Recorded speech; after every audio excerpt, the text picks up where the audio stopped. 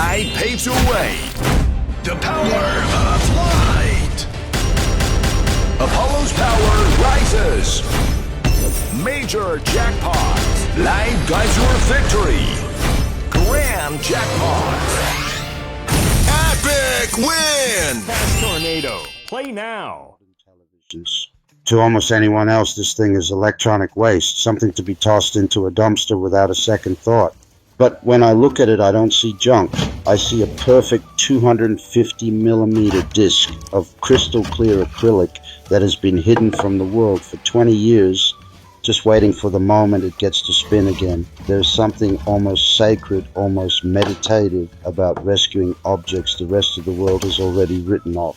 This monitor once sat on someone's desk while they sent their first nervous emails, watched grainy YouTube videos at 360p, laughed at stupid memes, maybe even edited their wedding photos.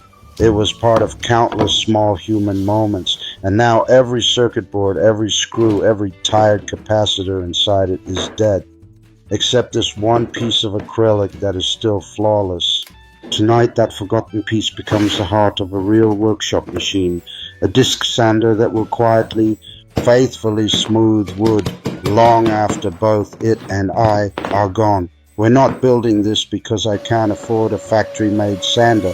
We're building it because only when you take trash in your hands, cut it, weld it, balance it, and finally hear it roar to life, do you truly understand what a tool actually is. A tool is not a product. A tool is a conversation between you, the material, and time itself. Tonight, the conversation partners are a 750-watt motor that somehow survived 3 completely burnt-out ventilation systems, random pieces of rusty square tube that have been leaning against a wall for years, and this thick, honest piece of acrylic that outlived its original purpose by 2 decades. 3 orphans, 1 new life. Let's begin. Disassembling an old monitor always feels like performing an autopsy on a small slice of history.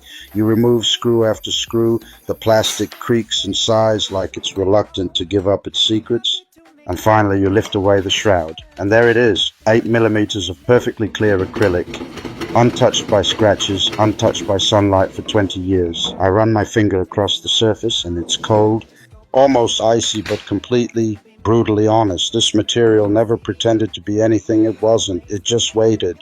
Cutting a perfect 250 millimeter circle without a CNC or a laser is an act of pure trust. Trust in the blade not to wander. Trust in your hands not to shake. Trust in the acrylic not to crack under pressure. You draw the circle the old school way, find the center with a compass and a steady pulse, and then you guide the blade slowly, breathing with the machine. When the disc finally drops free, it lands on the bench with a soft, satisfying thud, the exact sound something makes when it is born for the second time. Down on the floor waits the motor. It looks tired, covered in dust and old grease, but when I cleaned the bearings last week, it spun as smoothly as the day it left the factory. 750 watts, 2800 RPM, raw, uncomplicated power. Enough to turn impatience into dust in seconds. I build the frame from 20 by 20 square tube that has been rusting peacefully behind the garage since who knows when. I cut, I weld, I grind, I paint everything matte black so the machine almost disappears into the shadows and only the spinning disc remains the star of the show. Every extra gram, every unnecessary bracket I leave out. The secret to any good homemade tool is ruthless minimalism. Include nothing that doesn't have a reason to exist. Less is never lazy when it's honest. The work table is made from another piece of acrylic. Thinner this time, almost delicate, but still strong enough to take real punishment. I cut a precise slot so the disc can rise through it like the moon through clouds. Then I add the angle adjustment, a couple of slotted brackets, a wing nut, and suddenly it tilts smoothly from 0 to 50 degrees. Nothing here is over-engineered. Nothing is fragile. It's crude, honest, and accurate to within half a degree, exactly what you need and not a single thing more. Across the entire face of the big disc, I glue industrial-grade hook and loop. When the first sheet of 80 grit abrasive rips onto it, the sound is pure commitment, like tearing open a letter you already know will change everything. Under the table, I weld a simple 50mm dust port aimed directly at the point where wood meets grit. Later, when a shop vac is connected, the storm of sawdust will vanish before it even learns your name. Clean work is respectful work. First power-up is always the moment of truth. The disc wakes, slowly finds its balance, then suddenly screams into full voice. For a split second, I'm afraid the acrylic will explode into 1,000 shards, but it doesn't. It just sings. I take a rough piece of oak that has been sitting in the corner since last winter and press it gently against the spinning surface. Centuries of growth, storms, sun, and wind disappear in warm golden snow that gets sucked away instantly. There is a deep, almost spiritual peace in that moment, watching time itself being erased while simultaneously creating something smooth, something new, something that will probably outlast me by another century. I switch to 240 grit and run the same board again.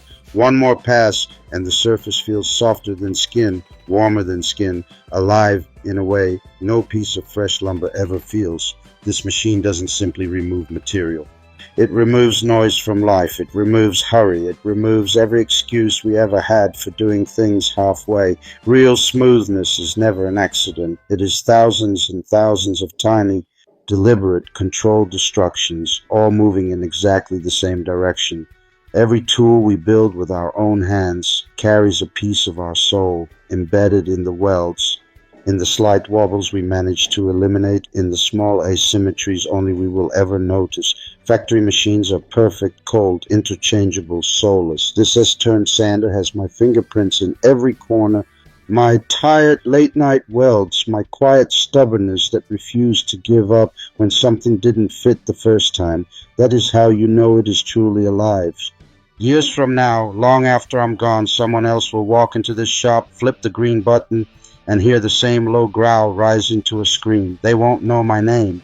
They might not even know the story of the old monitor that gave its heart to make this happen. But they will feel the patience, the care, the thousands of small decisions spinning at 2,800 revolutions per minute. And in that moment, the conversation that started tonight will continue between them, the wood, and time itself. That, my friends, is why we build. Not for likes, not for views, not to prove anything to anyone. We build because turning trash into thunder is the quietest way I know to say thank you to the world for still letting us be part of it. Thank you for spending these minutes with me while something useless became something eternal. If this spoke to you even a little, leave a like, write in the comments what forgotten things you have brought back to life. I read every single one. Until the next time we make the impossible feel obvious, keep your hands dirty, your heart quiet, and your shop full of second chances. See you in the dust.